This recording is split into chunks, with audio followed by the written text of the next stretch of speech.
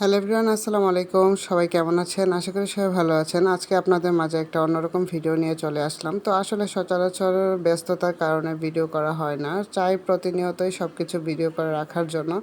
আসলে এতটাই ব্যস্ত থাকি যে আসলে সবসময় ভিডিও করা হয় না। তো আজকে চলে গেছিলাম বাবার বাড়িতে।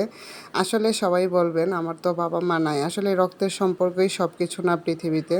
তো আমি যখন থেকে অফিসে জব করি তখন থেকে আমার স্যার ম্যাডাম আমাকে মেয়ের মতো আদর করে, মেয়ে বলে ডাকে। তো ওনাদের আদর ভালোবাসা আসলে কোনোদিনও ভোলার মতো নয়। তো কয়েকদিন ধরে ইদানিং ঝড় বৃষ্টি প্রচুর হচ্ছে। আর আমার বাবার বাড়িতে আসলে আম, কাঁঠাল, লিচু সব কিছুই ভরপুর একদম। তো আসলে সময়ের কারণে গিয়ে যাওয়া হয় না, ব্যস্ততার কারণে। আর আজকে একটু অবসর ছিলাম, অর্ডারের কাজ ছিল না, অফিস ছিল না।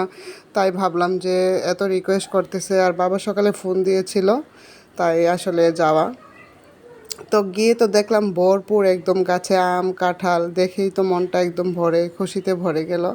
তো আসলে গ্রাম মানেই অনেক আনন্দ, অনেক কিছু, অনেক স্মৃতি। তো মনে হচ্ছিল যখনই বাড়িতে ঢুকতেছিলাম, মনে হচ্ছিল সত্যি আমার অনেক আনন্দ একটা ফিল হচ্ছিল, যেটা বলে বোঝাবার মতো নয়।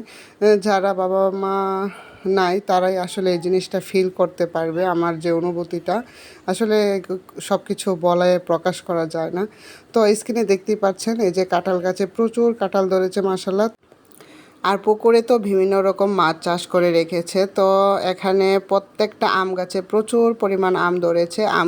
আমরুপালি থেকে শুরু করে, হিমসাগর থেকে শুরু করে প্রত্যেকটা আম গাছ লাগিয়েছে। আর এত ছোট ছোট মাশাআল্লাহ আম গাছ, কিন্তু ভরপুর আম ছিল। এই ঝড় তুফানে সব আমগুলো গাছ থেকে পড়ে গেছে। আসলে দেখলেই অনেক মায়া লাগে যে এত ছোট ছোট আম গাছে এত পরিমাণ আম, কিন্তু ঝড় বৃষ্টিতে আমগুলো নষ্ট হয়ে গিয়েছে। তো সব কিছুর জন্য আল্লাহর কাছে শুকরিয়া। আসলে সব কিছুই আল্লাহর তরফ থেকেই আসে। এটা হচ্ছে হিমসাগর আম। তো সবাই তো চিনেন এই আমটা খেতে মাশাআল্লাহ অনেক মজা হয়ে থাকে। আর এটা আমার খুব পছন্দের একটা আম। এই হিমসাগর আমটা আমি খুব পছন্দ করে থাকি। এই আমটা আসলে আমার কাছে খুব ভালো লাগে। সবসময় আমি এই আমটাকে অনেক পছন্দ করি। আর সবচেয়ে বেশি ভালো লাগে আমার আম্রপালি আম। আর মা যখনই ফোন দিবে সবসময় বলে যে তুমি আসো স্বপ্না, এসে নিয়ে যাও। আসলে ব্যস্ততার কারণে আমি যাই না। এখানে একটা কাঁচকলা গাছ ছিল, এই কাঁচকলাটাও ওই যে দেখেন স্ক্রিনে দেখতেই পাচ্ছেন আমাকে কেটে তারপর দিয়ে দিয়েছে। আর গাছ থেকে পেড়ে অনেকগুলো পেঁপে নিয়ে আসছি, কাঁচা পেঁপেও নিয়ে আসছি, পাকা পেঁপে নিয়ে আসছি। মাসাল্লাহ পেঁপেগুলো তো এতটা মিষ্টি, মাসাল্লাহ কি বলবো। সব কিছু গুছিয়ে মা ভেগে করে তারপর বাবা এবং মা গাড়িতে উঠিয়ে দিয়ে গিয়েছে অনেক দূর রাস্তা পর্যন্ত। তো সত্যি আসলে বাবা মার ঋণ কোনো দিন শোধ করার নয়। সবসময় দোয়া করি বাবা মাকে আল্লাহ সুস্থ রাখুক, ভালো রাখুক। আজকের মতো এ পর্যন্তই। আল্লাহ হাফিজ।